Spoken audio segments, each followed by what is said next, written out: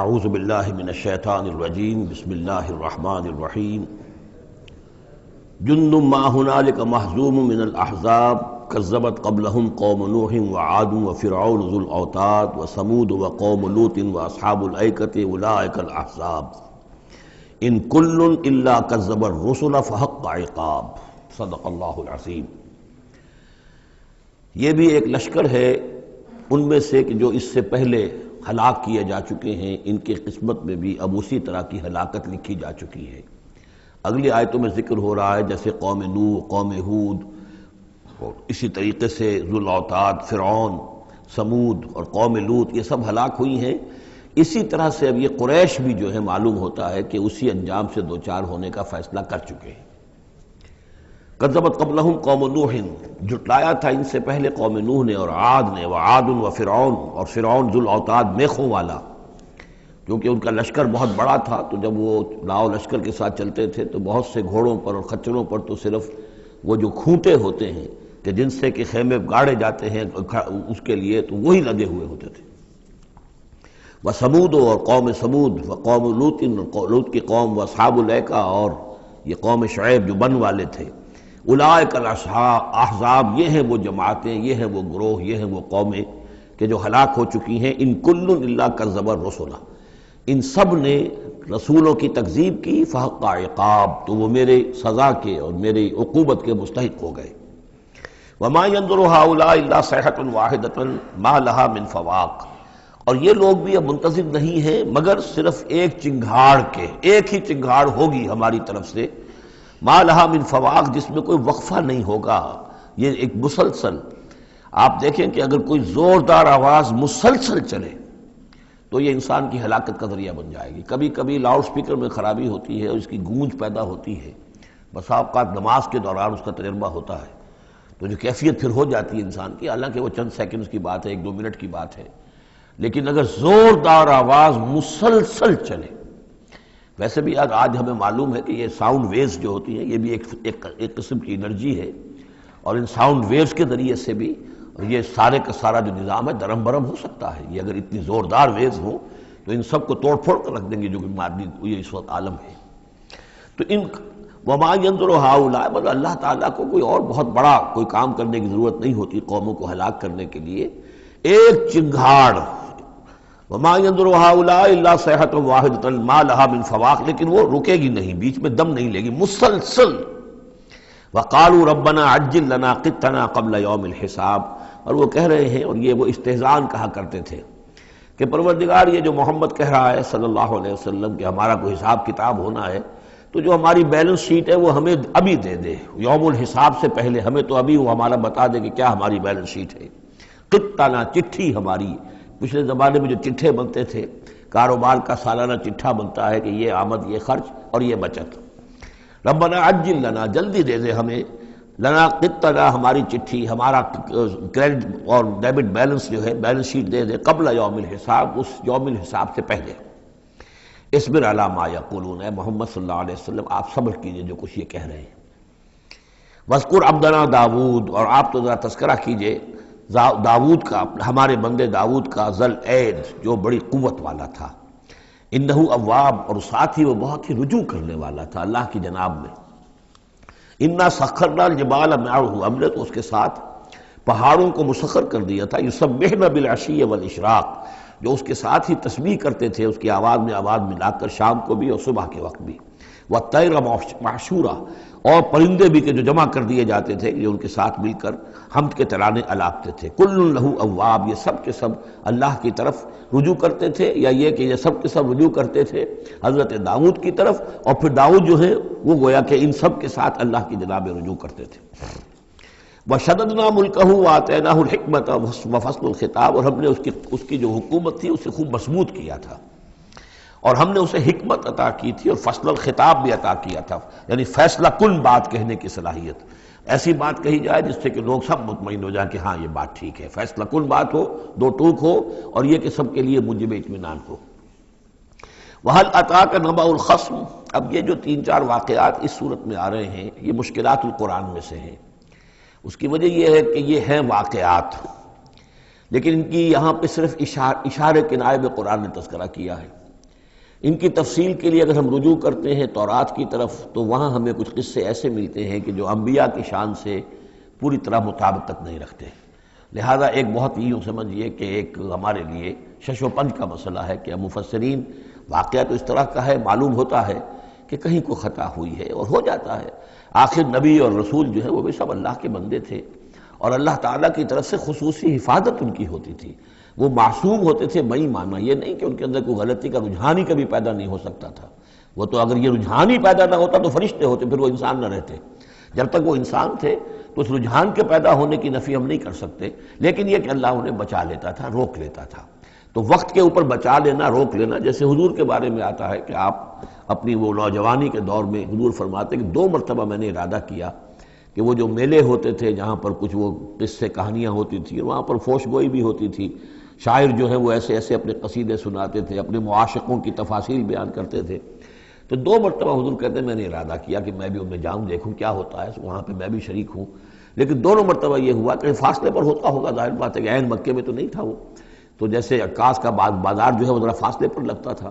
تو راستے ہی میں کہیں تھوڑی دیر آرام کرنے کے لیے بیٹھے ہیں اور نیند آ گئی ہے، ساری رات سوتے رہے، صبح آنکھ کھلی ہے، تو اللہ تعالیٰ نے بچا لیا کہ وہاں جانے کی شکل ہی پیدا نہیں ہوئی، حالانکہ ابھی نبوت آپ کو، ویسے تو نبی پیدائشی نبی ہوتے ہیں، نبوت تو حضور فرماتے ہیں کہ مجھے مل چکی تھی جبکہ ابھی آدم کی روح جو ہے وہ ان کے جسد میں پھونکی نہیں گئی تھی، والآدم بین الروح والجسد، تو عالم ارواح میں بھی نبی کی روح جو ہے وہ تو اپنی اسی امتیازی شان کے ساتھ تھی، لیکن یہ کہ نبوت کا ظہور ہوا ہے جب آپ کی عمر 40 برس کی ہوئی ہے، لیکن اس سے پہلے بھی بچپن میں بھی اور لڑکپن میں بھی اور اس کے بعد آگے جو ہے جوانی اور نوجوانی میں بھی اللہ پوری طرح حفاظت کرتا ہے، لیکن حفاظت کا مطلب یہی ہے کہ کوئی غلط بات کا ارادہ اگر پیدا ہو بھی جائے کسی وجہ سے تو اللہ تعالیٰ ایسے انتظامات کر دیتا ہے کہ اس کی تکمیل کی نوبت نہیں آتی۔ اب یہ جو ایک واقعہ ہوا ہے حضرت داؤد علیہ السلام کا، اس کے پیچھے جو قصہ بیان کیا گیا ہے جو تورات میں ہے، وہ تو یہ ہے کہ ان کی بہت سی بیویاں تھیں، یہ جو تعدد ازدواج 4 کی پابندی تو حضور کی شریعت میں آ کر ہوئی ہے، ورنہ اس سے پہلے تو آپ کو معلوم ہے بادشاہ لوگ جو ہوتے تھے ان کے حرم ہوتے تھے بڑے بڑے، تو حضرت داؤد علیہ السلام کا بھی بڑا حرم تھا، بیویاں تھیں بہت سی، لیکن اسی اثنا میں انہیں کسی اور عورت کے بارے میں ان کے دل میں خیال پیدا ہو گیا، رغبت ہوئی، اس سے وہ شادی کرنے کی خواہش پیدا ہوئی، اور وہ کسی شخص کے نکاح میں تھی۔ اس خیال کا دل میں آنا جو ہے بس اس کے اوپر ٹوکنے کے لیے کہ تم کیا سوچ رہے ہو، یہ غلط بات سوچ رہے ہو، اللہ تعالیٰ نے ایک شکل پیدا کر دی۔ وَهَلْ أَتَاكَ نَبَأُ الْخَصْمِ، اور کیا تمہارے پاس آ چکی ہے 2 دعوے داروں کی خبر، یعنی کچھ لوگ آئے تھے جن کا ایک مقدمہ تھا، ان کی خبر، اِذْ تَصَوَّرُوا الْمِحْرَابَ، جبکہ انہوں نے دیوار پھلانگ کر محراب میں، حجرے میں جہاں حضرت داؤد علیہ السلام اللہ کی عبادت میں یاد میں مشغول تھے وہاں پہنچ گئے، پہرے داروں وغیرہ سے سب سے بچ کر فصیل کو یا دیوار جو تھی اس کو پھلانگ کر آ گئے۔ اِذْ دَخَلُوا عَلَىٰ دَاوُودَ، اب جب وہ وہاں وہ تنہا اللہ کی یاد میں تھے، انہوں نے دیکھا اللہ داؤد نے کہ یہ 2 اشخاص آ گئے ہیں، فَفَزِعَ مِنْهُمْ، تو وہ ڈرے ان سے کہ پتہ نہیں کس نیت سے آئے، کس ارادے سے آئے ہیں، 2 انسان ہیں۔ قَالُوا لَا تَخَفْ، انہوں نے کہا کہ آپ ڈریں نہیں، خصمان بغا بعضنا علی بعض، ہم 2 ہیں ایک دوسرے کے مقابلے کے فریق، خصم کہتے ہیں جو ایک دوسرے کے بالمقابل ہوں، مخالف، ہم 2 مخالف ہیں، بغا بعضنا علی بعض، ہم میں سے کسی نے دوسرے پر زیادتی کی ہے، فاحکم بیننا بالحق، تو ہمارے مابین حق کے ساتھ فیصلہ کیجئے، ولا تشتت، اور دیکھیے اسے ٹالیے نہیں، آپ کہہ کہ کل آنا پرسوں آنا، یہ نہیں، یہ معاملہ ہمارا بڑا ایمرجنسی والا ہے، فوری طور پر ہم چاہتے ہیں کہ آپ ہمیں بتائیں، وَاهْدِنَا إِلَىٰ سَوَاءِ الصِّرَاطِ، اور سوائے الصراط، اور ہمیں پھر ہدایت دیجیے سیدھے راستے کی طرف کہ کیا کون سی شکل بہتر ہے، کون سا راستہ صحیح ہے۔ إِنَّ هَٰذَا أَخِي، اب یہ جو مدعی تھا وہ کہہ رہا ہے یہ میرا بھائی ہے، لَهُ 99 نَعْجَةً، اس کے پاس 99 دمبیاں ہیں، یعنی اس کا جو ہے بہت بڑا جو ہے ریوڑ ہے اس کے پاس، وَلِيَ نَعْجَةٌ وَاحِدَةٌ، میری ایک ہی دمبی ہے۔ اصل میں اس تورات کے واقعے کو اگر ہم سمجھیں تو اس کا مطلب یہ ہے کہ ایک شخص کے پاس 99 بیویاں ہیں، میرے پاس صرف ایک بیوی ہے۔ فقال اکفلنیہا، اب وہ کہہ رہا ہے کہ یہ بھی مجھے دے دے، وعزنی فی الخطاب، اور اس نے مجھے دبا لیا ہے، یعنی دباؤ ڈال رہا ہے مجھ پر، پریشرائز کر رہا ہے، جو گفتگو کرتا ہے تو بڑے زوردار انداز میں کرتا ہے۔ قال لقد ظلمک بسؤال نعجتک الی نعاجہ، حضرت داؤد نے فوراً کہا کہ یہ تو بڑی ظلم کی بات ہے، واقعتاً اس نے بہت ظلم کیا تمہارے اوپر کہ تمہاری دمبی جو ہے اب اس پر بھی اس کی نظر ہے اور وہ اس کو چاہتا ہے تم سے لے لے اور اپنی دمبیوں میں اس کو بھی شامل کر لے ریوڑ میں۔ وَإِنَّ كَثِيرًا مِنَ الْخُلَطَاءِ لَيَبْغِي بَعْضُهُمْ عَلَىٰ بَعْضٍ، اور یقیناً جن لوگوں کا معاملہ مشترک ہوتا ہے، قریبی رشتہ دار ہوتے ہیں، قرابت دار ہوتے ہیں، جس کو پنجابی میں شریکہ کہتے ہیں، یہ شریکے والوں میں ہوتا ہی ہے کہ ایک دوسرے پر کوئی زیادتی کر بیٹھتے ہیں۔ وَإِنَّ الْخُلَطَاءَ كَثِيرٌ مِّنَ الْخُلَطَاءِ لَيَبْغِي بَعْضُهُمْ عَلَىٰ بَعْضٍ، کوئی ایک دوسرے پر زیادتی کر بیٹھتے ہیں، إِلَّا الَّذِينَ آمَنُوا وَعَمِلُوا الصَّالِحَاتِ، سوائے ان کے کہ جو صاحب ایمان ہوں اور نیک عمل والے ہوں، وَقَلِيلٌ مَّا هُمْ، اور ایسے لوگ بہرحال کم ہوتے ہیں، زیادہ تعداد میں نہیں ہوتے۔ وَظَنَّ داؤد أَنَّمَا فَتَنَّاهُ، اس پر اچانک خیال آیا داؤد کو کہ یہ تو اصل میں سارا معاملہ جو ہے اللہ تعالیٰ نے مجھے آزمایا ہے، اللہ تعالیٰ نے در حقیقت مجھے متنبع کرنے کے لیے یہ ساری صورتحال جو پیدا فرمائی ہے۔ انہیں اپنے اس خیال کے اوپر پھر جو تنبع ہوا، فاستغفر ربہ، تو انہوں نے استغفار کیا اپنے رب سے، وخر راکعا واناب، اور وہ گر پڑے سجدے کے اندر، رکوع کہہ دیجئے، سجدہ کہہ دیجئے، راکعا گر پڑا جھک کر، اور رجوع ہوا، اس نے اللہ تعالیٰ کی طرف اپنے آپ کو پوری طریقے سے متوجہ کر لیا۔ یہ آیت سجدہ ہے۔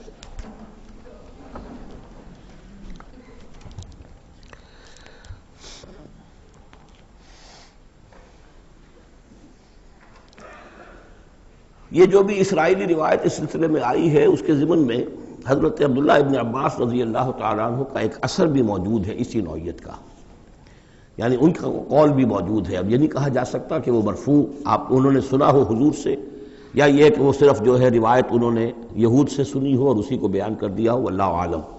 لیکن میں یہ سمجھتا ہوں کہ یہ چیز جیسے کہ ہم پڑھ چکے ہیں اس سے پہلے سورہ احزاب میں،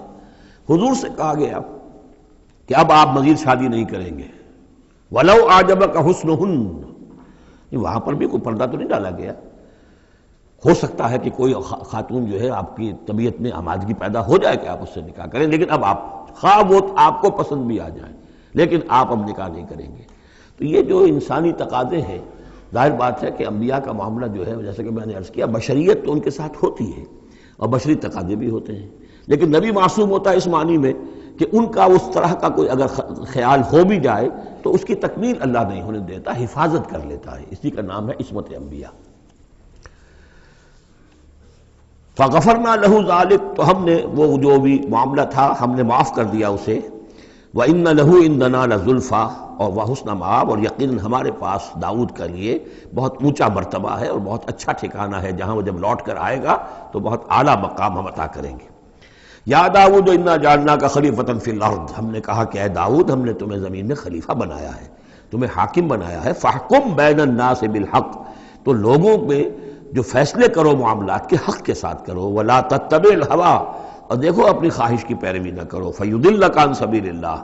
اگر اپنی خواہش کی پیروی کرو گے پھر تو وہ تمہیں لازماً گمراہ کر دے گی، بھٹکا دے گی اللہ کے راستے سے۔ ان الذین یضلون عن سبیل اللہ لہم عذاب شدید، یقیناً وہ لوگ جو بہک جاتے ہیں یا بھٹک جاتے ہیں اللہ کے راستے سے، ان کے لیے تو بڑا سخت عذاب ہے۔ بما نسوا یوم الحساب، یہ بھٹکنا ہوتا اسی لیے ہے کہ انہیں آخرت یاد نہیں رہتی،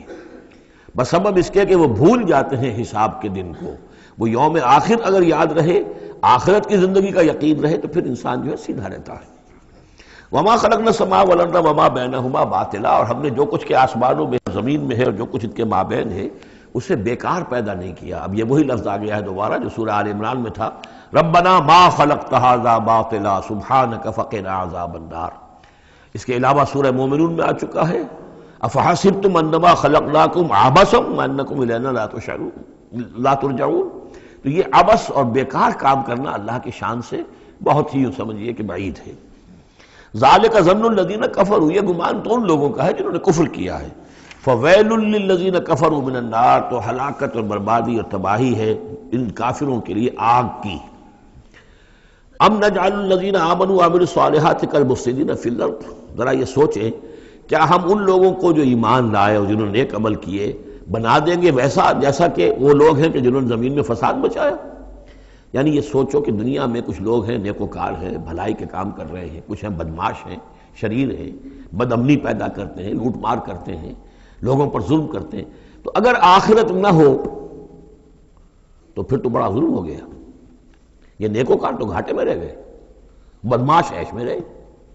جن کے لیے کوئی سکروپلز نہیں ہے، کوئی اصول نہیں ہے، ان کے لیے نہ دیانت ہے نہ امانت ہے، کچھ نہیں ہے، جہاں داؤ لگ جائے، جہاں ہاتھ پڑ جائے وہ حاصل کرنے کے لیے تیار ہے، اپنی تمام خواہشات کی جو ہے وہ تکمیل کرنے کے لیے ہر دم جو ہے وہ تیار ہیں، دیکھتے نہیں جائز ہے کہ ناجائز ہے، تو وہ تو پھر نفع میں رہے۔ اگر کوئی آخرت نہیں ہے تو پھر نفع میں وہ رہے، گھاٹے میں یہ رہے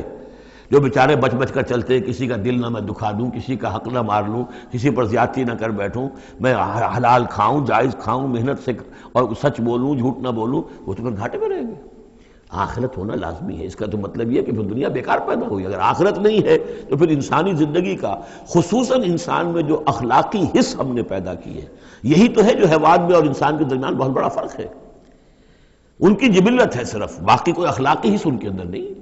لیکن انسان کے اندر تو اخلاقی حص ہے، جبلت بھی ہے اور اخلاقی حص بھی ہے۔ تو اس اخلاقی حص کا نتیجہ کیا نکلا؟ الٹا نکل رہا ہے، تو نتیجتاً دلغوف ہونا چاہیے۔ ام نجعل الذین آمنوا وعملوا الصالحات کالمفسدین فی الارض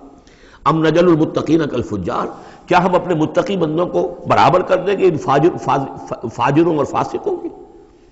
کتاب انزلناہ الیک مبارک، یہ کتاب ہے قرآن جو ہے نبی ہم نے آپ پر نازل کی ہے، مبارک، بہت بابرکت ہے۔ یہ برکت کے لفظ کو یہاں سمجھ لیجئے،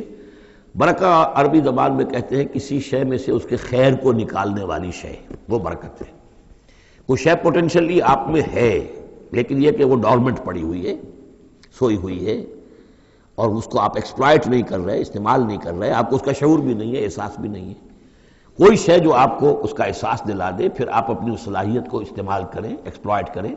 اسے بروئے کار لائیں، وہ شے برکت والی ہوئی۔ تو یہ لفظ آتا ہے قرآن مجید میں، یا تو ماء مبارکہ، باران رحمت، بارش برستی ہے، زمین میں وہ پوٹینشل رویدگی موجود ہے، ڈورمنٹ ہے، بیج پڑے ہوئے، پانی آتا ہے، جذب ہوتا ہے، آسموسس شروع ہوتا ہے، پانی داخل ہوتا ہے بیج کے اندر، وہاں کو حرکت شروع ہوتی ہے، اب وہاں سے وہ جو رویدگی نکل رہی ہے اور وہ بیج جو ہے اس سے اب 2 پتیاں نکلی ہیں، تو ماء مبارکہ۔ اسی طرح یہ کتاب مبارک ہے، اس معنی میں کہ انسان کے اندر اللہ نے جو خیر ودیت کیا ہوا ہے، موجود ہے، اس کی روح میں ہے نور تجلی بھی اسی خاک میں پنہاں،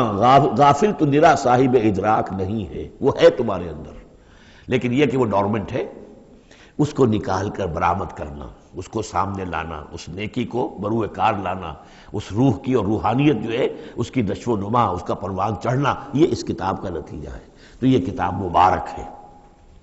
کتاب انزلناہ الیک مبارک لیدبروا آیاتہ ولیتذکر اولو الالباب، یہ مبارک ہے، بابرکت ہے، تاکہ وہ تدبر کریں اس کی آیات پر، اور تاکہ جو ہوش مند لوگ ہیں وہ اس سے سبق حاصل کریں۔ وَوَهَبْنَا لِدَاوُودَ سلیمان، اور ہم نے داؤد کو سلیمان جیسا بیٹا عطا کیا، نعم العبد، بہت ہی اچھا بندہ تھا ہمارا، انہ اواب، اور یقیناً وہ بھی ہماری طرف رجوع کرتا رہتا تھا، ہماری طرف ہی رجوع رہتا تھا، توجہ رکھتا تھا، دھیان ہمارے ساتھ لگائے رکھتا تھا۔ اذ ورد علیہ بالعشی الصافنات الجیاد، جب یہ کہ شام کے وقت ان کے سامنے پیش کیے گئے، یعنی جیسے انہوں نے پہلے ہم پڑھ چکے ہیں کہ انہوں نے اپنی فوجوں کی انسپیکشن کی تھی، تو وہ فوجیں کہ جو انسانوں کی بھی تھی، جنوں کی بھی تھی، یوزعون، ان کی ریجیمنٹس بنائی گئی تھی، بٹالینز بنائی گئی تھی، اس میں پرندے بھی تھے۔ اسی طریقے سے اب جو گھوڑے رکھے ہوئے تھے جہاد کے لیے، ظاہر بات ہے کہ گھوڑے، کیولری جو ہے وہ تو زمانے میں اصل شے تھی، تو اس کو انہوں نے جو شام کے وقت انسپیکشن پریڈ کوئی ہوئی گھوڑوں کی، تو وَإِذْ عُرِضَ عَلَيْهِ بِالْعَشِيِّ الصَّافِنَاتُ الْجِيَادُ، تو بہت ہی عمدہ، بہت اعلیٰ نسل والے، بہت عمدہ جو گھوڑے تھے،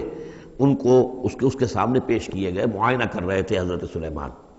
فَقَالَ إِنِّي أَحْبَبْتُ حُبَّ الْخَيْرِ عَنْ ذِكْرِ رَبِّي، ہوا یہ کہ اس میں کچھ دیر ہو گئی، شام کا وقت تھا اور سورج جو ہے وہ غروب ہو گیا، عصر کی نماز ان کی قضا ہو گئی، جیسے کہ حضور کی عصر کی ایک نماز قضا ہوئی تھی غزوہ احزاب میں، اور اس پر حضور نے لعنت فرمائی تھی پھر کفار پر کہ ان کی وجہ سے ہماری آج عصر کی نماز، اور خاص طور پر جس کو صلاۃ الوسطیٰ عام طور پر چونکہ گمان ہے، وہ آج ہماری قضا ہو گئی، تو عصر کی نماز ان کی قضا ہو گئی۔ تو انہوں نے کہا کہ مجھے یہ جو حب الخیر، یہ خیر ہے نا، یہ گھوڑے جو ہیں یہ خیر ہے، دولت ہے، ایک آدمی کی بہت اچھی جو ہے پونجی ہے، اس کی محبت نے، انی احببت حب الخیر عن ذکر ربی، میں اس کی محبت میں اتنا مصروف ہو گیا، اتنا مشغول ہو گیا کہ اپنے رب کا ذکر جو ہے وہ بھول گیا۔ حتیٰ توارت بالحجاب، حتیٰ توارت الشمس بالحجاب، یہاں گویا کہ سورج کا لفظ محذوف ہے، یہاں تک کہ سورج جو ہے وہ تو چھپ گیا، اوٹ میں آ گیا۔ ردوہا علیہ، تو اس میں انہوں نے کہا کہ ذرا واپس لاؤ ان گھوڑوں کو۔ فطفق مسحا بالسوق والاعناق، تو اب وہ لگا تلوار مارنے ان کی گردنوں پر اور ان کے پیروں پر، اس کو سمجھنا چاہیے کہ غلبہ حال میں یہ کیفیت ہوئی. اس کی بھی تعویل کرنے کی بہت کوشش کی گئی کہ نہیں وہ تو پوچھنے کے لیے ان کی گردن گویا کہ اور ان کو چوم چاٹ رہے ہیں، تو انہوں نے جو ہاتھ چلائے تھے ان کی گردن اور جو ان کے پاؤں، جیسے کہ آدمی جب یعنی بہت ہی گھوڑا بہت اعلیٰ نسل کا ہو تو آپ ہاتھ پھیرتے ہیں اس کے اوپر، تو اس سے ایک اپنائیت کا احساس اس کے اندر بھی پیدا ہوتا ہے. تو یہ جو نہیں، یہ بات نہیں ہے، بات سیدھی وہی ہے کہ جو یعنی خام خواہ اس میں ضرورت نہیں ہے. جیسے کہ غلبہ حال کسی وقت ہو جاتا ہے، خام خواہ تعویل کی کیا ضرورت ہے. جیسے حضرت عمر کا معاملہ ہو گیا تھا کہ غزوہ احد میں تلوار پھینک کر بیٹھ گئے کہ اب جب محمد ہی قتل ہو گئے صلی اللہ علیہ وسلم تو اب اور کس کے لیے لڑنا ہے. حالانکہ لڑنا تو اللہ کے لیے تھا، محمد کے لیے تو نہیں لڑنا تھا. لیکن ایک تہذیب طبیعت ہوتی ہے، ایک وقت میں احساسات اور جذبات کا ایسا غلبہ ہو جاتا ہے. وہی غلبہ ان پر ہوا ہے حضور کے انتقال کے وقت. وہ بھی تلوار کھینچ کے بیٹھ گئے تھے کہ جو شخص کہے گا کہ محمد کا انتقال ہو گیا گردن اڑا دوں گا. وہ تو پھر حضرت ابو بکر آئے ہیں، انہوں نے پھر آ کے خطبہ دیا ہے، اور خطبے میں وہ آیت بھی پڑھی ہے وَمَا مُحَمَّدٌ إِلَّا رَسُولٌ قَدْ خَلَتْ مِن قَبْلِهِ الرُّسُلُ أَفَإِن مَاتَ أَوْ قُتِلَ انقلبتم عَلَىٰ أَعْقَابِكُمْ. اور ساتھ ہی پھر انہوں نے یہ خطبہ دیا کہ مَن كَانَ يَعْبُدُ مُحَمَّدًا فَإِنَّ مُحَمَّدًا قَدْ مَاتَ وَمَن كَانَ يَعْبُدُ اللَّهَ فَإِنَّ اللَّهَ حَيٌّ لَا يَمُوتُ. کوئی شخص اگر محمد کو پوجتا تھا، محمد کی عبادت کرتا تھا، تو وہ سن لے محمد کا انتقال ہو گیا. اور جو کوئی اللہ کو پوجتا تھا اور اللہ کی بندگی کرتا تھا اس کو جان لینا چاہیے اللہ پر کبھی موت واقع نہیں ہوگی، وہ زندہ رہنے والا ہے. تو یہ غلبہ حال کی ایک کیفیت ہے کہ اسی کیفیت میں کہ میری یہ نماز جو ہے یہ چھوٹ گئی ہے. بہرحال یہ دونوں میں نے آپ کے سامنے رکھ دیے ہیں. وَلَقَدْ فَتَنَّا سُلَيْمَانَ وَأَلْقَيْنَا عَلَىٰ كُرْسِيِّهِ جَسَدًا ثُمَّ أَنَابَ. اس معاملے میں تو ایک جو ہے یعنی مرفوع حدیث موجود ہے جس کا کہ اب ذکر ہو رہا ہے یہاں پر. حضرت سلیمان سے ایک اور بھی ایک موقع پر اسی طریقے کا کہ خطا کہہ دیجئے، جیسے کہ خطا حضور سے ہو گئی تھی. سورہ کہف میں ہم پڑھ چکے ہیں کہ جب سوال کیا گیا بتائیے کون ہیں اصحاب کہف، کون تھے، ان کا واقعہ کیا ہے، اور وہ ذوالقرنین کون. آپ کہتے ٹھیک ہے میں کل بتا دوں گا، اس لیے کہ روزانہ حضرت جبرائیل آتے تھے، میں پوچھ لوں گا اور مجھے جواب مل جائے گا، میں تمہیں دے دوں گا. لیکن کئی دن تک حضرت جبرائیل نہیں آئے. اب پھر دیکھیے کہ آپ کی جان جو ہے وہ ضیق میں آ گئی کہ نہیں آ گئی. لوگوں نے تالیاں پیٹ دی، بس چھٹی گم ہو گئی. کہاں ہے اب تمہاری وہ وحی، اور کہاں تمہارے پاس وہ ذریعہ علم. اس کے بعد پھر وحی نازل ہوئی تو ساتھ ہی وہ آیت بھی سورہ کہف میں نازل ہوئی وَلَا تَقُولَنَّ لِشَيْءٍ إِنِّي فَاعِلٌ ذَلِكَ غَدًا إِلَّا أَن يَشَاءَ اللَّهُ. آئندہ کبھی اے نبی کسی بھی کام کے بارے میں کبھی ہرگز یہ نہ کہیے گا یہ کام میں کل کر دوں گا مگر اس استثناء کے ساتھ اگر اللہ نے چاہا. انشاءاللہ، اگر انشاءاللہ میرا ارادہ ہے انشاءاللہ میں یہ کام کر دوں گا. انشاءاللہ کے بغیر ہم لوگ جو کہتے رہتے ہیں تو ہماری کوئی حیثیت نہیں ہے کہ اس پر پکڑا جائے ہمیں. لیکن جو بڑے لوگ ہوتے ہیں، جو عظیم شخصیات ہوتی ہیں، تو ان کے لیے یہ معاملہ جو ہے وہ اتنا ہی سخت ہوتا ہے اللہ کا. پھر ان کی گرفت بھی ہوتی ہے تو چھوٹی چیز پر ہوتی ہے. بڑے لوگوں کی چھوٹی چیز پر بھی بڑی سخت گرفت ہوتی ہے، یہ قاعدہ قانون ہے. تو اسی طرح کا معاملہ انشاءاللہ ہی کہنے کا معاملہ ہو گیا ہے کہ جو بھول گئے یا کسی وجہ سے حضرت سلیمان کا اصل میں ان کا کوئی معاملہ ہوا اپنے کچھ سپہ سالاروں سے، ناراض ہوئے ان سے، اور انہوں نے سمجھا کہ شاید تم یہ سمجھتے ہو کہ میری جو طاقت اور حکومت ہے وہ تمہارے ہی بل پر قائم ہے. میں آج اپنی تمام ازواج کے پاس جاؤں گا اور ان سب سے میں صحبت کروں گا اور سب سے جو ہے وہ اولاد ہوگی، اور میرے اتنے جو ہیں وہ جوان ہاتھ پھر پیدا ہو جائیں گے تاکہ یہ کہ میں تمہارا شاید اتنا پھر میں دست نگر نہ رہوں. اس طرح سے انہوں نے کچھ کہا اور ساری اس ایک رات میں اپنی تمام بیویوں کے ساتھ انہوں نے صحبت کی. لیکن یہ کسی بیوی کو حمل نہیں ہوا. ایک کو ہوا تو اس کا بھی کوئی بچہ جو ہے ادھورا سا، وہ 7 ماسہ ہوگا 6 ماسہ ہوگا، وہ پیدا ہوا، دائی نے لا کر ان کے تخت پر رکھ دیا. اور شاید اس کا چرچا بھی ہو گیا تھا کہ انہوں نے یہ بات کہی تھی، تو اب پورے گویا کے درباریوں میں بھی اس کی شہرت تھی کہ دیکھیں اب کیا ہوتا ہے ان کے ساتھ. تو اس معاملے میں انہیں کچھ سبکی اٹھانی پڑی. وہ ہے وہ واقعہ جو یہاں بیان ہو رہا ہے. وَلَقَدْ فَتَنَّا سُلَيْمَانَ، اور اسی طرح ہم نے فتنے میں ڈالا تھا سلیمان کو. وَأَلْقَيْنَا عَلَىٰ كُرْسِيِّهِ جَسَدًا ثُمَّ أَنَابَ، اور ہم نے اس کے تخت پر ایک ایسا جسد لا کر لوتھڑا سا ڈال دیا تھا. وہ دائی نے لا کر ڈالا کہ یہ وہ آپ کی جو تھی قسم، اس کا یہ نتیجہ ہے اللہ کی طرف سے. لیکن یہ کہ بہرحال انہوں نے اس پر بھی توبہ کی. بلکہ یہاں تک روایت میں آتا ہے کہ فرشتے نے یاد بھی دلانے کی کوشش کی انہیں کہ انشاءاللہ کہیے، لیکن کیا اس وقت کیا کیفیت تھی ان کی جذباتی کہ انہوں نے وہ بات نہیں کہی. اور اس پر پھر اللہ تعالیٰ نے گویا کہ تنبیہ کرنا ضروری سمجھا. قال رب اغفر لی وہب لی ملکا، اب اس پر انہوں نے اللہ سے اناب رجوع کیا اور دعا کی پروردگار مجھے معاف فرما دے میری خطا. وَهَبْ لِي مُلْكًا لَا يَنبَغِي لِأَحَدٍ مِّن بَعْدِي، اور مجھے ایسی حکومت عطا فرما، تیرا جو مجھ پر کرم ہے اور میرے والد پر جو کرم تو نے کیا، جو ہم دونوں پر احسانات کیے ہیں، یہ دعا ہم پڑھ چکے ہیں۔ رب اعوذنی ان اشکر نعمتک التی انعمت علی وعلی والدی وان اعمل صالحا، یہ حضرت سلیمان کی دعا پہلے آ چکی ہے۔ وَهَبْ لِي مُلْكًا لَا يَنبَغِي لِأَحَدٍ مِّن بَعْدِي، مجھے ایسی حکومت عطا فرما کہ جو میرے بعد کسی اور کے لیے ممکن نہ ہو۔ اور یہ واقعہ ہے کہ ان کی جو حکومت تھی وہ جنات پر بھی تھی، ان کی حکومت ہوا پر بھی تھی، ان کا قانون پرندوں پر بھی چل رہا ہے۔ اس اعتبار سے واقعتاً یہ مثالی ہے ایک معاملہ، لا ينبغی لأحد من بعدی، میرے بعد پھر کسی اور کو اس طرح کی حکومت نہ ملے، تو اس طرح کی حکومت پھر اللہ تعالیٰ نے کسی اور کو نہیں دی۔ اللہ نے ان کی اس دعا کو قبول فرمایا۔ انک انت الوہاب، یقیناً تو ہی ہے دینے والا، عطا کرنے والا۔ فسخرنا له الریح تجری بامرہ رخان حیث اصاب، تو ہم نے ہوا کو بھی اس کے لیے مسخر کر دیا، اس کے حکم پر وہ چلتی تھی، اس کے حکم سے چلتی تھی، بڑی ہی نرمی اور آہستگی کے ساتھ جہاں بھی وہ پہنچنا چاہتا تھا۔ یعنی ہوا کی ڈائریکشن بھی ان کے اختیار میں، اور وہ ہوا جو ہے پھر ان کے سفینوں کو لے کر سمندروں کے اندر بھی جدھر وہ جانا چاہتے تھے وہ آرام کے ساتھ لے کر جاتی تھی۔ وشیاطین کل بناء وغواص، اور ہم نے مسخر کر دیے تھے اس کے لیے وہ شیاطین یعنی جنات، کل بناء جو سب کے سب بنانے والے تھے، عمارتوں کے بنا، بنا کہتے ہیں معمار کو۔ بنا حسن البنا شہید رحمۃ اللہ علیہ، ان کا خاندانی پیشہ جو ہے وہ تعمیر، وہ معمار خاندان سے تھے، اور عربوں میں کوئی اس میں آر نہیں ہوتا۔ آپ سعودی عرب میں جائیں گے سقا، اب وہاں پہ کوئی صاحب ہوں گے جن کے جد امجد جو ہے وہ حرم کے اندر کہیں پانی پلاتے تھے لوگوں کو، ساقی کے کام کر، سقا، وہ اپنے نام کے ساتھ سقا لکھتے، انہیں کوئی وہ نہیں۔ خباز نان بائی خاندان چلا رہا ہے، خبازوں کا خاندان ہے، نان بائی ہے، تو کام کے اندر تو پیشے میں عیب نہیں رکھیے نہ فرحات کو نام، سیدھی سی بات ہے۔ تو وہ بنا، وہ ان کے لیے تھے معمار، وغواص، اور غوطہ خور، غوطہ کرنے والے، سمندروں میں غوطہ لگا کر اور وہاں سے موتی وغیرہ نکالنے والے، وآخرین مقررین فی الاسفاد، جو لوگ تو رہتے تھے، اور کچھ اور قوم ہوتی تھی کہ جو جکڑی ہوئی زنجیروں میں، یہ جنات کی طاقت جو ہے ایک نفری وہ ہوتی تھی جو رکھی رہتی تھی کہ جہاں ایمرجنسی میں ضرورت ہو تو پھر ان کو وہاں سے استعمال کیا جائے۔ ھذا عطاؤنا، اور ہم نے ان سے کہہ دیا تھا اے سلیمان یہ ہماری عطا ہے تمہارے لیے، فمنن او امسک، چاہو تو یہ تقسیم کرو لوگوں کے اندر، لوگوں پر احسان بھی کرو، اور چاہو تو اپنے پاس رکھو بغیر حساب۔ بہرحال ہم نے اس پر حساب کوئی نہیں رکھا، ہم تم سے اس پر کوئی حساب نہیں لیں گے۔ وَإِنَّ لَهُ عِندَنَا لَزُلْفَىٰ وَحُسْنَ مَآبٍ، اور یقیناً اس کے لیے ہمارے پاس بہت اونچا رتبہ بھی ہے اور بہت عمدہ ٹھکانہ بھی ہے، جب وہ لوٹ کر آئیں گے تو ان کو وہاں پر بہت عمدہ ٹھکانہ ملے گا۔ وَاذْكُرْ عَبْدَنَا أَيُّوبَ إِذْ نَادَىٰ رَبَّهُ أَنِّي مَسَّنِيَ الشَّيْطَانُ بِنُصْبٍ وَعَذَابٍ، اور ذرا یاد کیجئے، ذکر کیجئے حضرت ایوب کا علیہ السلام، ہمارا بندہ ایوب، جب اس نے پکارا اپنے رب کو، انی مسنی الشیطان بنصب وعذاب، کہ شیطان نے مجھے چھوت لگا دی ہے، بڑی تکلیف اور ایذا اور تکلیف، اور اس کی بیماری تھی، جلدی کوئی بیماری تھی جس کی وجہ سے سارا جسم جو ہے گل گیا تھا،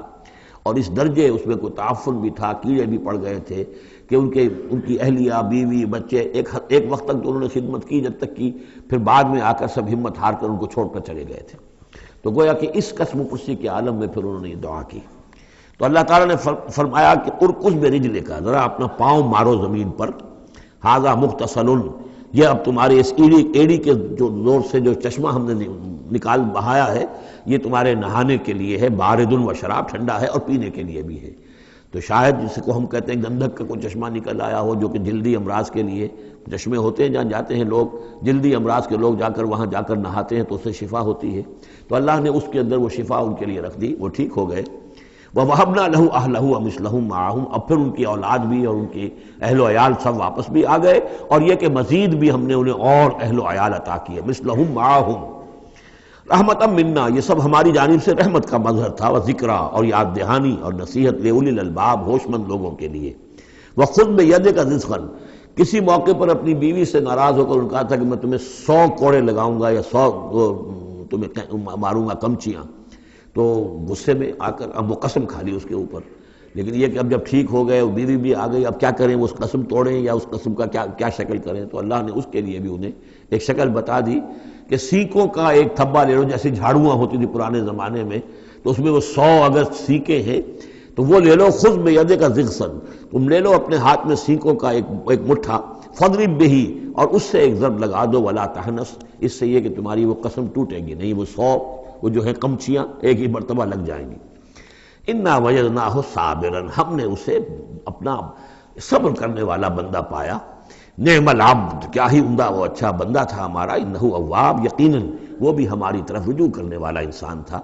وَاذْكُرْ عِبَادَنَا إِبْرَاهِيمَ وَإِسْحَاقَ وَيَعْقُوبَ أُولِي الْأَيْدِي وَالْأَبْصَارِ، اور تذکرہ فرمائیے ہمارے بندوں ابراہیم کا اور اسحاق کا اور یعقوب کا، وہ بھی تھے بڑے ہاتھوں والے، یعنی بڑے ان کے یعنی قوتوں والے، والابصار، اور آنکھوں والے، مشاہدہ بھی، غور و فکر بھی، ہاتھوں والے بھی، طاقت والے بھی۔ اِنَّا أَخْلَصْنَاهُمْ بِخَالِصَةٍ ذِكْرَ الدَّارِ، ہم نے ان سب کو خالص کر لیا تھا ایک خالص شے کے لیے۔ ایک خالص شے کون سی ہے؟ آخرت کے گھر کی یاد دہانی، یعنی وہ لوگوں کو ہمیشہ متوجہ کرتے رہتے تھے کہ اصل زندگی آخرت کی زندگی ہے۔ اِنَّا أَخْلَصْنَاهُمْ بِخَالِصَةٍ، ایک خالص شے کے لیے ہم نے انہیں خالص کر لیا تھا، یعنی ان کی زندگی میں اب ایک ہی، جیسا کہ میں نے بارہا عرض کیا ہے کہ جو اللہ کا بندہ اس مقام پر پہنچ جائے، پھر واقعہ یہ ہے کہ اسے دنیا کی دولت سے دلچسپی نہیں، دنیا کی کسی اور دوسری چیز کی طرف رغبت نہیں، اس کے وقت کا، اس کا ایک ایک منٹ، اس کی توانائی جو بھی اللہ نے اس کو دی ہے، اس کا خون کا ایک ایک قطرہ وقف ہو جاتا ہے پھر اس کام کے لیے کہ خلق خدا کو خدا کی طرف بلائے، اللہ کی طرف بلائے، اور انہیں بچائے آخرت کے انجام سے، برے انجام سے۔ اس کے سوا کیا ہو، جیسے ہمارے شیخ معین الدین اجمیری رحمۃ اللہ علیہ، وہ آئے تھے ہندوستان میں، اگر اس وقت آ کر بیٹھے ہیں اجمیر میں، جبکہ اجمیر ابھی جو ہے وہ کفر کا گڑھ تھا، راجپوتوں کا مرکزی مقام، اس لیے کہ شیخ علی حجویری جو لاہور میں ہیں، جن کو داتا گنج بخش کہتے ہیں، وہ تو اس وقت آئے ہیں لاہور میں جبکہ لاہور اسلامی حکومت میں شامل ہو چکا تھا۔ لیکن یہ کہ یہ معین الدین اجمیری، کیونکہ ابھی تک مسلمانوں کی حکومت وہاں تک نہیں پہنچی تھی، جو سمجھیے اجمیر جو ہے وہ تو راجپوتوں کا گڑھ، اور اس میں جو ہے وہاں جا کر بیٹھ کے اللہ کا بندہ اور دعوت دے رہا ہے، وہ کاروبار تو کوئی کرنے نہیں آئے تھے وہ، بلکہ یہ کہ اللہ کی طرف بلانا۔ تو اس کے لیے ہم نے خالص کر لیا تھا، جو بھی اللہ کا بندہ اپنے آپ کو اس کے لیے خالص کر لے، وہ گویا کہ اللہ تعالیٰ کے مصطفین میں سے ہو جاتا ہے، وہ لفظ آگے آ رہا ہے۔ اِنَّا أَخْلَصْنَاهُمْ بِخَالِصَةٍ ذِكْرَ الدَّارِ وَإِنَّهُمْ عِندَنَا لَمِنَ الْمُصْطَفَيْنَ الْأَخْيَارِ، اور یقیناً وہ ہمارے ہاں، ہمارے نزدیک وہ بڑے چنے ہوئے لوگ ہیں، اچھے لوگوں میں سے، نیک لوگوں میں سے چنے ہوئے لوگ، چنیدہ لوگ۔ جو شخص اپنی زندگی کا ہدف اسی کو بنا لے، مقصد اسی کو بنا لے، جینا مرنا اسی کے لیے ہو جائے، تو ظاہر بات ہے کہ اللہ تعالیٰ کے یہاں پر اس کا اونچا مقام ہے۔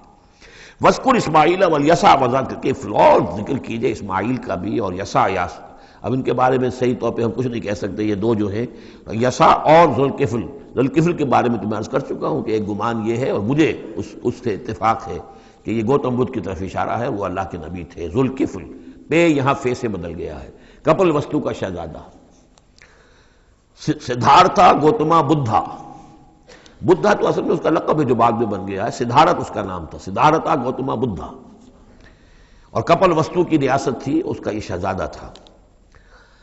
وَكُلُّ مِنَ الْأَخْيَارِ، یہ سب کے سب بھی بڑے ہی عمدہ لوگوں میں سے تھے۔ ھَذَا ذِکْرٌ، یہ ایک ذکر ہے، یہ ایک تذکرہ ہے۔ وَإِنَّ لِلْمُتَّقِينَ لَحُسْنَ مآب، اور یقیناً ان متقین کے لیے، تمام متقین کے لیے بہت ہی اچھی جگہ ہے لوٹنے کی، آنے کی، اچھا ٹھکانہ ہے۔ جنات عدن، وہ باغات کے جو رہنے والے ہوں گے، ریزیڈنشل ہوں گے، بسنے والے، مفتحۃ لہم الابواب، جن کے دروازے ان کے لیے کھلے رکھے گئے ہوں گے۔ یہ اس سے بھی آگے بھی آئے گا سورہ زمر میں بھی کہ جنتوں کا معاملہ یہ ہے کہ اس کے دروازے کھلے ہوں گے جنتیوں کے استقبال کے لیے، جیسے کہ مہمان کے لیے جب آپ کو ان کا استقبال کرنا ہو تو یہ تو نہیں کرتے دروازے بند کر کے بیٹھ جائیں کہ وہ آ کے دستک ہی دے گا تبھی کھولیں گے، اس کا تو انتظار ہو رہا ہوتا ہے، تو دروازے کھلے ہوتے ہیں۔ لیکن جہنم کے بارے میں یہ آتا ہے کہ جب مجرم پہنچ جائے گا، جیسے جیل کا دروازہ ہوتا ہے، جب وہاں پہنچ جائے گا پھر وہ دروازے کھولے جائیں گے۔ یہ مضمون جو ہے سائملٹینیس کنٹراسٹ کی شکل میں جو ہے وہ آئے گا سورہ زمر میں۔ ان کے لیے دروازے کھلے رکھے جائیں گے جنات عدن کے، متکئین فیہا یدعون فیہا بفاکہۃ، اور اس میں وہ ٹیک لگا کر بیٹھے ہوں گے اور وہ آرڈر دیں گے، یدعون آرڈر دیں گے، مانگیں گے، طلب کریں گے اس میں بفاکہۃ، میوے بھی، کثیرۃ کثرت سے، و شراب، اور مشروبات بھی عمدہ سے عمدہ مشروبات۔ وَعِندَهُمْ قَاصِرَاتُ الطَّرْفِ اطراب، اور ان کے پاس ہوں گی ایسی ان کی بیویاں کہ جو نیچی نگاہ والی ہوں گی اور ہم عمر ہوں گی۔ ھذا ما توعدون لیوم الحساب، یہ ہے جس کا تم سے وعدہ کیا جا رہا ہے حساب کے دن۔ ان ھذا لرزقنا ما لہ من نفاد، اور یہ ہوگا ہمارا رزق، ہمارا عطا کردہ دی ہوئی چیزیں اب یہ کبھی ختم نہیں ہوں گی۔ یہ نہ سمجھنا کہ یہ نعمتیں ختم ہو جائیں گی، یہ باقی رہیں گی ہمیشہ ہمیشہ۔ ھذا وان للطاغین لشر مآب، یہ تو ہے اہل جنت کا معاملہ، لیکن جو سرکش تھے، جو باغی تھے ہمارے، ان کے لیے ہے برا لوٹنے کا مقام، بری جگہ، جہنم یصلونھا، جس میں وہ داخل ہوں گے، فبئس المہاد، اور وہ بہت ہی برا بچھونا ہوگا۔ ھذا فلیذوقوہ حمیم وغساق، اور کہہ دیا جائے گا یہ ہے اب وہ جس کا وعدہ تم سے کیا گیا تھا، فلیذوقوہ، اب وہ اس کو چکھیں۔ حمیم، جو کیا ہوگا وہاں گرم پانی ہوگا، غساق، زخموں کا دھون، جو زخموں کو صاف کرتے ہیں جس پانی سے، پھر اس میں پیپ ہے یا کچھ اور چیزیں ہیں کہ جس سے انسان کی طبیعت ہبا کرتی ہے۔ وآخر من شکلہ ازواج، اور اسی طرح کی اور چیزیں بھی جو ان کو دی جائیں گی کھانے اور پینے کے لیے، وہ اسی طرح کی چیزیں ہوں گی، گھناؤنی اور بد ذائقہ۔ ھذا فوج مقتحم معکم، اب وہ جو جہنم میں جو لوگ پڑے ہوئے پہلے سے، جب ایک قوم آئی پھر دوسری آئی، جو نئی قوم آئے گی تو پہلے والے جو ہے وہ کہیں گے اب تو پہلے یہاں مصیبت میں ہے، جگہ بھی یہاں نہیں ہے، تنگی ہے، حبس بھی ہے، یہ بھی ہے، اب یہ ایک اور چلی آ رہی ہے فوج۔ ھذا فوج مقتحم معکم، ایک اور فوج آ رہی ہے کہ جو تمہارے اوپر دھسی چلی آ رہی ہے۔ لا مرحبا بہم، ان کے لیے کوئی کشادگی نہ ہو، کوئی مرحبا نہیں ان کے لیے۔ مرحبا یہ ان کے کہنے کا ایک وہ تھا، گریٹنگ کا، مرحبا یعنی آئیے آئیے، آپ کے لیے کشادگی ہے، ہر جگہ آپ کے لیے یہاں سہولت ہے۔ وہ کہیں گے لا مرحبا بہم، اب یہ نئے آنے والوں کے لیے یہ جو نئی انسٹالمنٹ آ رہی ہے جہنمیوں کی، یہاں کوئی ان کے لیے جگہ نہیں۔ انہم صالوا النار، یہ ہے گھسے آنے والے آگ میں۔ قالوا بل انتم، وہ آنے والے کہیں گے نہیں تم، لا مرحبا بکم، تمہارے لیے نہ ہو کوئی کشادگی، تمہارے لیے کوئی مرحبا نہ ہو۔ انتم قدمتموہ لنا فبئس القرار، یہ تو تم لوگ ہو جنہوں نے یہ سارا سامان ہمارے لیے فراہم کیا ہے، تم ہم سے پہلی نسل ہو، تم نے وہ سارے جو ہے غلط طور طریقے ایجاد کیے تھے، تم نے وہ عقائد جو ہے وہ ہمیں سکھائے تھے، ہم تو تمہارے کرتوتوں کی وجہ سے، تمہاری پیروی کرنے کی وجہ سے یہاں تمہارے اس جہنم میں آئے ہیں۔ بل انتم قدمتموہ لنا فبئس القرار، تو یہ بہت ہی بری جگہ ہے رہنے کی، ٹھہرنے کی۔ قالوا ربنا من قدم لنا هذا فزده عذابا ضعفا في النار، اور وہ کہیں گے پروردگار جن لوگوں نے ہمارے لیے یہ چیزیں کی اور ہمیں ان راستوں پر ڈالا، اور ان کو تو اور عذاب دے، اضافہ کر ان کے عذاب میں، ضعفا، دگنا عذاب آگ کا۔ وقالوا ما لنا لا نرى رجالا كنا نعدهم من الاشرار، وہ کہیں گے یہ کیا بات ہے، ہم یہاں آپ لوگوں کے ساتھ کچھ لوگ تھے جنہیں ہم سمجھتے تھے بڑے گھٹیا لوگ، ان کی کوئی حیثیت نہیں تھی، کمی کاری لوگ تھے، وہ محمد پر ایمان لے آئے تھے صلی اللہ علیہ وسلم، وہ ہم تو ان کو استہزائی کرتے رہے، وہ یہاں نظر نہیں آ رہے آپ کے پاس، ظاہر بات ہے وہ تو جنت میں گئے، وہ یہاں تھوڑا ہی ہوں گے۔ تو وما لنا لا نرى رجالا، اور کیا ہوا ہے کہ ہم نہیں دیکھ رہے ان لوگوں کو، وہ یہاں نظر نہیں آ رہے کہ جن کو ہم کنا نعدهم من الاشرار، جنہیں ہم برے لوگ سمجھتے تھے۔ اتخذناہم سخریا، کیا ہم نے ان کو صرف ایسے ہی جو ہے ایک یعنی ہنسی ٹھٹا بنا لیا تھا، ام زاغت عنہم الابصار، یا ہماری نگاہیں جو ہیں ان سے کج ہو گئی ہیں، دیکھ نہیں پا رہی ہیں، ہم انہیں دیکھ نہیں پا رہے، ہماری نگاہیں جو ہیں ان سے چوک رہی ہیں۔ ان ذالک لحق تخاصم اہل النار، تمہیں یقین رکھنا چاہیے کہ یہ سب کچھ جو ہم بیان کر رہے ہیں حق ہے، یہی جھگڑا اور یہی جو ہے ان جہنمیوں کے مابین یہی تکرار ہوگی۔ قل انما انا منذر، کہہ دیجئے نبی کہ میں تو بس ایک منذر ہوں، خبردار کرنے والا۔ وما من الہ الا اللہ الواحد القہار، نہیں ہے کوئی الہ معبود سوائے ایک اللہ کے جو الواحد ہے، اکیلا ہے اور قہار ہے، پوری طرح چھایا ہوا ہے۔ رب السماوات والارض وما بینہما العزیز الغفار، وہ آسمانوں اور زمین کا رب ہے، مالک ہے، اور جو کچھ ان کے مابین ہے اس کا بھی العزیز ہے، زبردست، اور الغفار ہے، بخشنے والا۔ قل هو نبأ عظیم، میں نبی کہہ دیجئے یہ ایک بہت بڑی خبر ہے جو محمد لے کر آئے ہیں صلی اللہ علیہ وسلم۔ یہ وہی لفظ ہے کہ اس سے آخری پارہ شروع ہوتا ہے، اما یتساءلون عن النبأ العظیم الذی هم فیہ مختلفون کلا سیعلمون ثم کلا سیعلمون ھذا نبأ قل هو نبأ عظیم انتم عنہ معرضون، اور تم اس سے اعراض کر رہے ہو، بہت بڑی خبر ہے تمہارے لیے یہ بہت ہی فیصلہ کن بات ہے، لیکن یہ کہ تم اعراض کر رہے ہو ما کان لی من علم بالملأ الاعلی اذ یختصمون، اور مجھے کچھ معلوم نہیں ہے کہ ملأ اعلیٰ میں کیا اختلافات ہو رہے ہیں۔ یہ لفظ نوٹ کر لیجئے، اس کا ذکر سورہ زمر میں بھی آئے گا کہ فرشتوں کی آراء بھی مختلف ہوتی ہیں،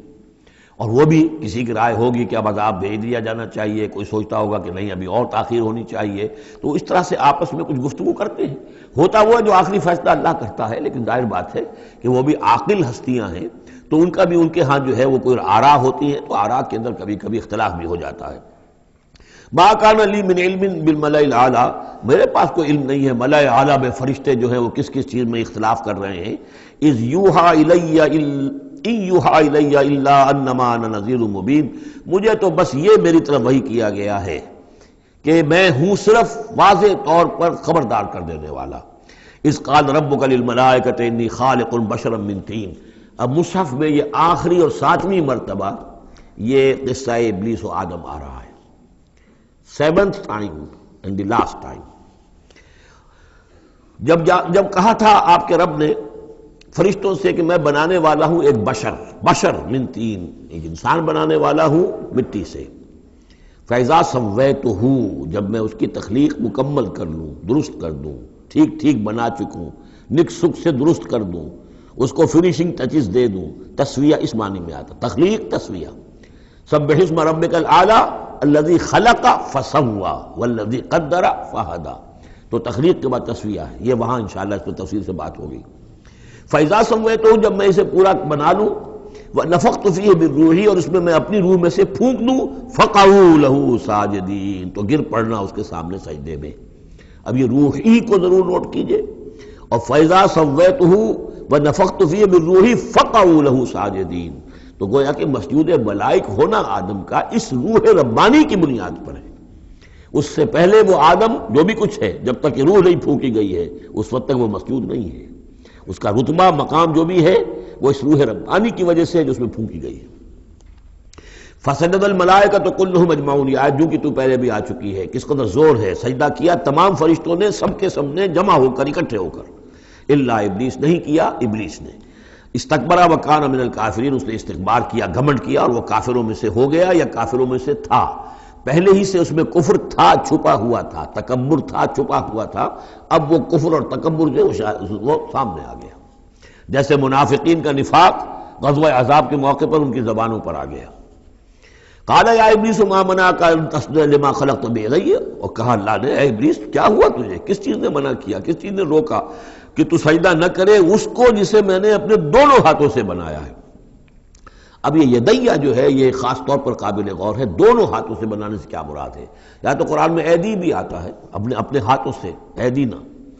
تو وہ تخلیق جو ہم نے ان کے لیے جو بنائے ہیں، چوپائے بنائے، اپنے ہاتھوں سے بنائے ہیں، ہم لہا مالکون، یہ سورہ یاسین میں آ چکی ہے، لیکن دونوں ہاتھوں سے بنانا میرے نزدیک اس کا مطلب یہ ہے کہ دو عالم جو ہیں، عالم خلق اور عالم امر، ان دونوں کو اللہ نے جمع کیا ہے آدم میں اور انسان میں۔ ایک ہی ہستی ہے اللہ، الا لہ الخلق والامر، خلق اور امر دونوں اسی کے ہیں، یہ دونوں عالم اسی کے تسلط میں ہے، اسی کی حکومت قائم ہے، امر پر بھی، عالم امر اور عالم خلق پر بھی۔ اب فرشتہ صرف عالم خلق سے متعلق ہے، اس کا اس عالم امر سے متعلق ہے، اس کا کوئی وہ حیوانی جسد نہیں ہے، اس کی کوئی بھوک نہیں ہے، اس کو کوئی پیاس نہیں ہے، اس میں کوئی نر اور مادہ نہیں ہے، ان کے کوئی جنسی جذبہ کچھ نہیں، عالم امر کی شے۔ باقی یہ جنات ہیں، ان کے اندر یہ سارا عالم خلق کی شے، ان میں روح کا سوال ہی نہیں۔ باقی جتنے بھی حیوانات ہیں ارضی، یہ عالم خلق کی شے ہے۔ انسان واحد مخلوق ہے اللہ کی، جس میں پھر دونوں چیزیں آ کر جمع ہوئی ہیں کہ عالم خلق سے ہے اس کا حیوانی وجود، یہ جسم جو بنا ہے، یہ مٹی سے بنا ہے، اور لیکن اس کے اندر اللہ نے لا کر وہ امانت جو ہے عالم امر کی روح، وہ جو ہے اس کے اندر پھونکی ہے۔ انا عرضنا الامانۃ علی السماوات والارض والجبال فابین ان یحملنها واشفقن منها وحملها الانسان، اس میں بھی میں یہ بات عرض کر چکا ہوں۔ تو خلقتہ بیدی، میں نے اپنے دونوں ہاتھوں سے بنایا اسے۔ اب اس کو استعارے میں بھی لیا گیا ہے، اس معنی میں کہ بڑے اہتمام سے بنایا، میں نے دونوں ہاتھوں سے بنایا ہے، تو اشرف المخلوقات ہے۔ وہ بات بھی صحیح ہے کہ اللہ تعالیٰ کی کریشن کا کلائمیکس، اللہ تعالیٰ کی یوں سمجھیے کہ اس کی کلائمیکس جو ہے، نقطہ عروج جو ہے اس کی تخلیق کا، وہ انسان ہے۔ قال یا ابلیس ما منعک ان تسجد لما خلقت بیدی، استکبرتا ام کنت من العالین، کیا تم نے غرور کیا، استکبار کیا، یا تو ہے ہی بہت بڑے درجے میں تھا، کوئی تیرا درجہ بہت بلند تھا؟ قال انا خیر من، اس نے کہا صحیح ہے بات، اے اللہ میں اس سے بہتر ہوں۔ اس کے سامنے روح ہے ہی نہیں، اس کے سامنے صرف آدم کا جسد خاکی ہے، حیوانی ہے، تو جھوٹ نہیں کہہ رہا اس کے اعتبار سے، اس کے مشاہدے کے اعتبار سے بات صحیح ہے کہ یہ تو مجھ سے کم تر ہے۔ خلقتنی من نار وخلقتہ من طین، مجھے تو نے بنایا آگ سے، اس کو بنایا مٹی سے۔ قال فاخرج منہا فانک رجیم، سوال یہ ہے کہ اللہ حکم دے رہا ہے تم سجدہ کرو، تو تم نے اللہ کے حکم کی تو نافرمانی کی ہے نا۔ فاخرج منہا، نکل جاؤ اب یہاں سے، فانک رجیم، تم مردود ہو گئے ہو، وان علیک لعنتی الی یوم الدین، اور اب تم پر آخرت کے دن تک، اگلے وہ جزا و سزا والے دن تک تم پر لعنت رہے گی، میری لعنت۔ قال رب فانظرنی الی یوم یبعثون، اس نے کہا کہ پروردگار پھر مجھے ذرا مہلت دے اس دن تک جب کہ یہ دوبارہ اٹھائے جائیں گے، آدم اور اس کی نسل پوری کی پوری۔ قال فإنک من المنظرین، اللہ تعالیٰ نے اسی یعنی استحقار کے انداز میں ٹھیک ہے جاؤ، تمہیں یہ دی گئی مہلت جو تم نے مانگا ہے، گرانٹڈ۔ الی یوم الوقت المعلوم، اس وقت کے دن تک جو معلوم ہے، طے شدہ ہے، یوم یبعثون جب آنا ہے اس وقت تک کے لیے تمہیں مہلت دے دی گئی۔ قال فبعزتک لأغوینہم اجمعین، اب اس نے کہا جب تو نے مجھے مہلت دے دی ہے تو اے اللہ تیری عزت کی قسم، تیرے اقتدار اور اختیار کی قسم، میں ان سب کو گمراہ کر کے رہوں گا، الا عبادک منہم المخلصین، سوائے اس میں سے تیرے وہ بندے جنہیں تو خود اپنا بنا لے، مخلص، مخلص نہیں، مخلص۔ قال فالحق والحق اقول، اب حق ہے اور میں تو کہتا ہی حق ہوں، میری ہر بات حق ہوتی ہے۔ لَأَمْلَأَنَّ جَهَنَّمَ مِنْكَ وَمِمَّنْ تَبِعَكَ مِنْهُمْ أَجْمَعِينَ، تو میں بھی بھر دوں گا پھر جہنم کو تجھ سے، اور جو بھی ان میں سے تیری پیروی کریں گے ان سب سے جہنم کو بھر کر رہوں گا۔ قُلْ مَا أَسْأَلُكُمْ عَلَيْهِ مِنْ أَجْرٍ، اب یہ بات بتا کے اب حضور سے کہا جا رہا ہے نبی کہیے میں نے تم سے اس پر کوئی اجرت تو نہیں مانگی، میں تمہیں یہ خبریں سنا رہا ہوں، غیب کی وحی جو مجھے آ رہی ہے وہ سنا رہا ہوں، ازل کے جو واقعات ہیں جو اس وقت ہوئے تھے وہ باتیں بتا رہا ہوں، تو میں نے تو اس پر کوئی تم سے اجرت نہیں مانگی، تم سے کوئی انعام طلب نہیں کیا۔ قُلْ مَا أَسْأَلُكُمْ عَلَيْهِ مِنْ أَجْرٍ وَمَا أَنَا مِنَ الْمُتَكَلِّفِينَ، اور یہ بھی تم جانتے ہو، اچھی طرح جانتے ہو، قَدْ لَبِثْتُ فِيكُمْ عُمُرًا، میں تمہارے مابین ایک عمر گزار چکا، میں متکلف نہیں ہوں۔ متکلف کون ہے؟ تکلف کرنے والا۔ اب تکلف ہر اعتبار سے ہوتا ہے، ایک جیسے ہم جسے کہتے ہیں ایک شاعر ہوتا ہے فطری شاعر، اور ایک متشاعر ہوتا ہے۔ وہ شاعر اس فطری نہیں ہوتا، وہ بڑی محنت کرتا ہے، جوڑ توڑ کے کچھ سیکھتا ہے، عروض سیکھتا ہے، یہ سیکھتا ہے، کوئی الفاظ کا ذخیرہ جو ہے جوڑتا ہے، پھر وہ کچھ شعر کہتا ہے، وہ تکلف کے ساتھ شعر کہنا۔ ایک ہے جسے آپ کہتے ہیں آمد، اور ایک وہ ہے کہ آورد، بڑی محنت سے مشقت سے کوئی آپ نے کمپوز کیا ہے۔ تو میری زندگی میں تم نے تکلف کا کوئی شائبہ دیکھا ہی نہیں آج تک، سادہ زندگی، خاص طور پر یہ کہ کبھی میں نے شعر کہنے کی کوشش کی ہو، کبھی میں نے کوئی خود خطیب بننے کی کوشش کی ہو، اس کی کوئی مشق کی ہو۔ ما انا من المتکلفین، میں کوئی بنانے والا اور تکلف کرنے والا اور تصنع کرنے والا نہیں ہوں۔ ان ہوا الا ذکر للعالمین، نہیں ہے یہ مگر یاد دہانی اور نصیحت تمام جہان والوں کے لیے۔ وَلَتَعْلَمُنَّ نَبَأَهُ بَعْدَ حِینٍ، اور اس کی جو خبر ہے، جو اس کا نتیجہ نکلنے والا ہے، جیسے سورۃ الطارق میں فرمایا انہ لقول فصل وما هو بالهزل، یہ فیصلہ کن بات بن کر آیا ہے قرآن۔ اب جو فیصلہ، جیسے کہ ہم سورہ بنی اسرائیل میں پڑھ چکے ہیں، وبالحق انزلناہ وبالحق نزل، ہم نے حق کے ساتھ نازل کیا اور حق کے ساتھ یہ نازل ہوا ہے۔ اب فیصلہ ہوگا، اسی کی ترازو میں قوموں کی تقدیریں تلیں گی اور فیصلے ہوں گے۔ جیسے کہ حدیث ہے حضرت عمر بن الخطاب سے رضی اللہ تعالی عنہ کہ حضور نے فرمایا ان اللہ یرفع بہذا الکتاب اقواما ویضع بہ آخرین، اللہ تعالیٰ اسی کتاب کی بدولت قوموں کو عروج پر پہنچائے گا اور اسی کو ترک کرنے کی وجہ سے قعر مذلت میں گرا دے گا۔ تو فرمایا وَلَتَعْلَمُنَّ نَبَأَهُ بَعْدَ حِینٍ، کچھ دیر کے بعد اس کی اصل خبر ان کو پہنچ جائے گی کہ اس کا نتیجہ کیا نکلتا ہے۔ یہاں وہ 5 صورتیں ختم ہو گئی ہیں اس دوسرے، بلکہ جیسا کہ میں نے عرض کیا تھا کہ یہ جو گروپ ہے چوتھا، یہ 13 صورتیں مکیات ہیں اس کے اندر۔ ان میں 5 ہیں یہ سورہ یاسین بالکل وسط میں، ان 5 میں 2 ادھر ہیں، دونوں الحمدللہ سے شروع ہوئی ہیں، سورہ سبا، سورہ فاطر۔ 2 ادھر ہیں، سورہ صافات اور صاد، اس میں بھی صاد آیا ہے، صافات کے ساتھ اس کی مناسبت ہے۔ اس کے بعد 8 صورتیں وہ آ رہی ہیں کہ جن کو ہم سمجھیں گے اس جو اس وقت کا ترتیب ہے مصحف کی، کہ کورسپونڈنگ ترتیب جو ہے وہ ہے سورہ الفرقان سے لے کر اور سورہ سجدہ تک جو 8 صورتیں آئی تھیں، گویا کہ اسی طرح کی 8 صورتیں یہ آ رہی ہیں۔ ان میں بھی 7 وہ تھیں کہ جو حروف مقطعات سے شروع ہوئیں، 4 الف لام میم سے، 2 طاسین میم سے، 1 طاسین سے، البتہ ایک وہ تھی جو بغیر حروف مقطعات کے شروع ہوئی ہے، سورۃ الفرقان۔ یہاں بھی یہ ایک سورت جو شروع ہو رہی ہے سورہ زمر، یہ بغیر حروف مقطعات کے ہے، باقی 7 صورتیں جو ہیں حامیم حامیم حامیم حامیم، ان میں سے ایک جو ہے وہ حامیم عین سین قاف، لیکن حامیم کا سلسلہ چلے گا۔ یہ 7 صورتیں در حقیقت ایک سیکونس میں ہیں، اور لیکن یہ بھی ہے معنوی طور پر یہ بھی اسی میں شامل ہے۔ اور ان میں سے اب یہ سمجھ لیجئے کہ جو پہلی 4 صورتیں ہیں ان کا مرکزی مضمون ہے توحید عملی۔ ایک ہے توحید عقیدے کی توحید، اللہ کو ایک ماننا اکیلا، لا ضد لہ ولا ضد لہ ولا مثل لہ ولا مثال لہ ولا مثیل لہ، اس کے جیسا کوئی نہیں ہے، نہ صفات کے اعتبار سے نہ ذات میں کوئی اس کا کفر نہیں ہے، لم یلد ولم یولد، یہ سب کیا ہے؟ یہ عقیدہ ہے۔ ایک ہے عمل کی توحید، توحید عملی، وہ کیا ہے؟ عمل کی توحید کیا ہے؟ توحید فی العلم عمل، اور جس کو کہ امام ابن تیمیہ رحمۃ اللہ علیہ نے ایک اور بڑی خوبصورت اصطلاح استعمال کی ہے، توحید فی الطلب، توحید فی العقیدہ اور توحید فی الطلب۔ وہ طلب جو ہم پڑھ چکے ہیں سورہ حج میں،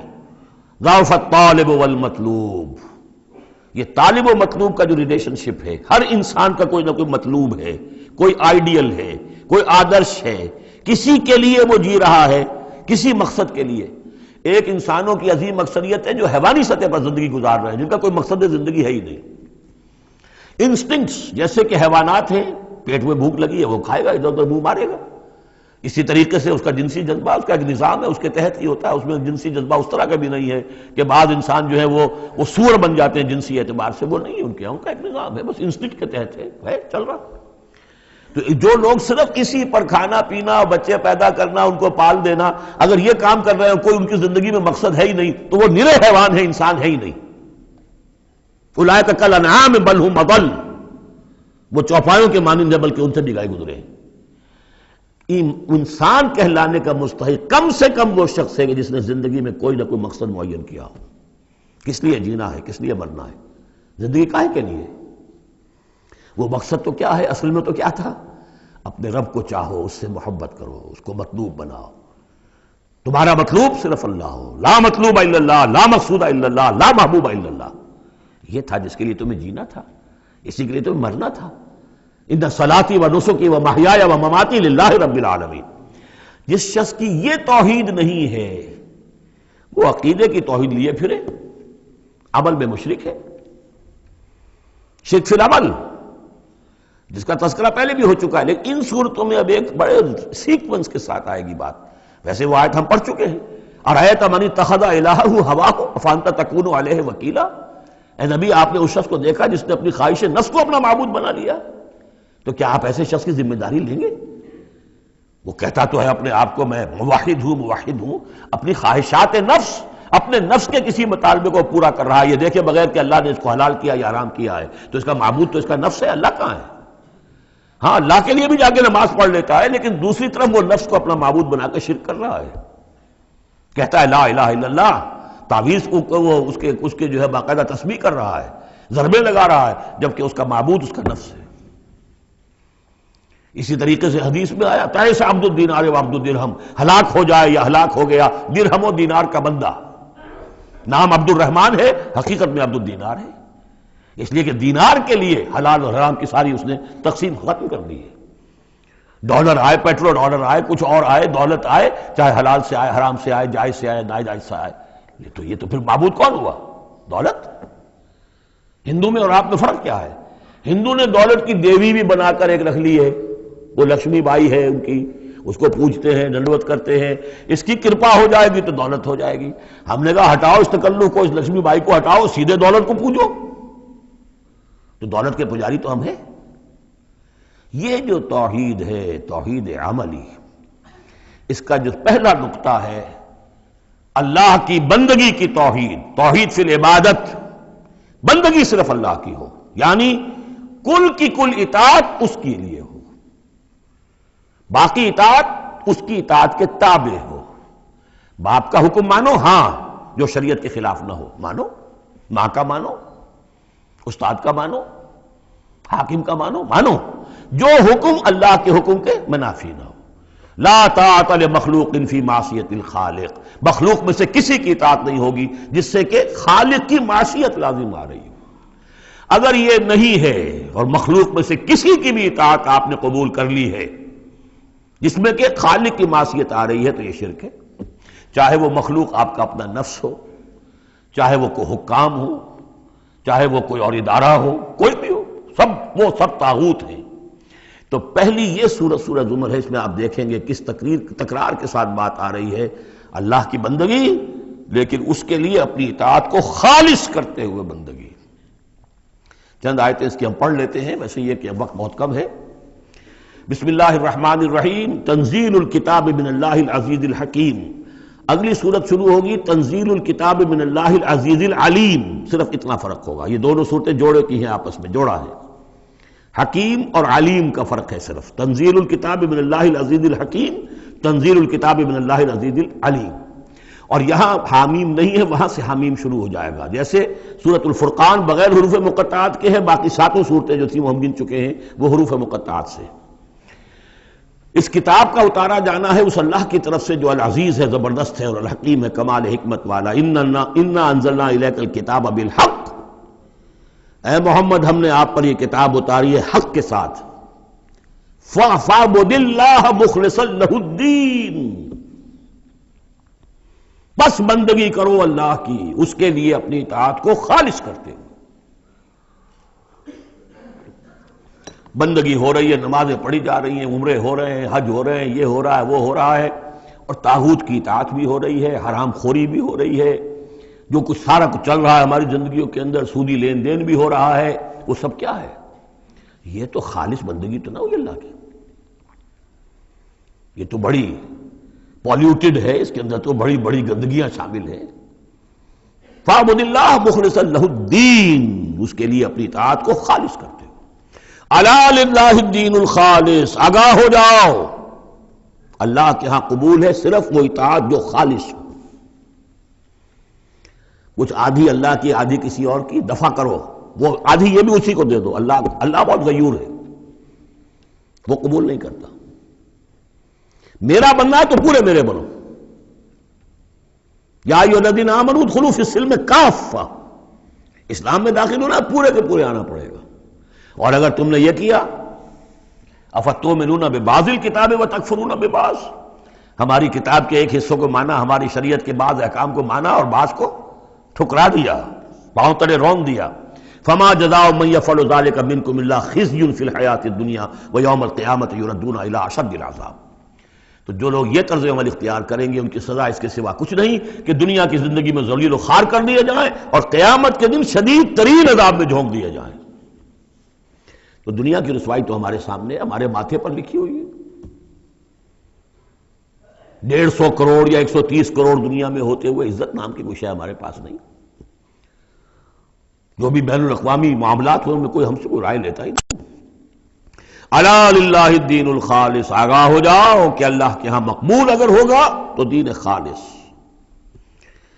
والذین اتخذوا من دونہ اولیاء، اور وہ لوگ جنہوں نے اللہ کے سوا کچھ اور کو اولیاء بنایا ہوا ہے، ما نعبدہم الا لیقربونا الی اللہ زلفیٰ، کہتے ہیں ہم نہیں ان کو نہیں پوچھتے، ہم تو اصل میں اللہ ہی کو پوچھتے ہیں، ان کو صرف اس لیے پوچھتے ہیں کہ یہ ہمیں اللہ سے قریب کر دیں گے، یہ ہمارے یہ وسیلے ہیں، ان کے ذریعے سے ہم اللہ کے قریب ہو جائیں گے، اس لیے پوچھتے ہیں۔ ان اللہ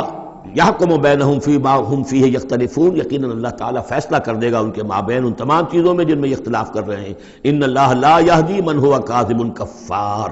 اللہ تعالیٰ ہرگز ہدایت نہیں دیتا ان کو جو جھوٹے ہوں اور ناشکرے ہوں، کفار۔ لو اراد اللہ ان یتخذ ولدا لاصطفیٰ مما یخلق ما یشاء سبحانہ، اگر اللہ کا واقعی ارادہ ہوتا کہ وہ کسی کو اولاد بنائے تو ٹھیک ہے، اپنے جو مخلوق ہے ان میں سے جس کو چاہتا چن لیتا، اس لیے کہ اس کے ہاں اولاد کا تو تصور نہیں ہے، اس کی اولاد کوئی ہے ہی نہیں، ایک خالق ہے، باقی سب مخلوق ہیں، تو فرشتے بھی مخلوق ہیں، تو اللہ کو ضرورت کیا پڑی ہے کسی کو اپنا بیٹا بنانے کی یا بیٹی بنانے کی؟ سبحانہ، وہ پاک ہے، هو اللہ الواحد القہار، وہ تو اللہ ہے، اکیلا ہے، قہار ہے، اور خود چھایا ہوا ہے کل کائنات کے اوپر، کل تخلیق، کل مخلوقات کے اوپر اس کی حکومت قائم ہے۔ بارک اللہ لی ولکم فی القرآن العظیم ونفعنی وإیاکم بالآیات والذکر الحکیم۔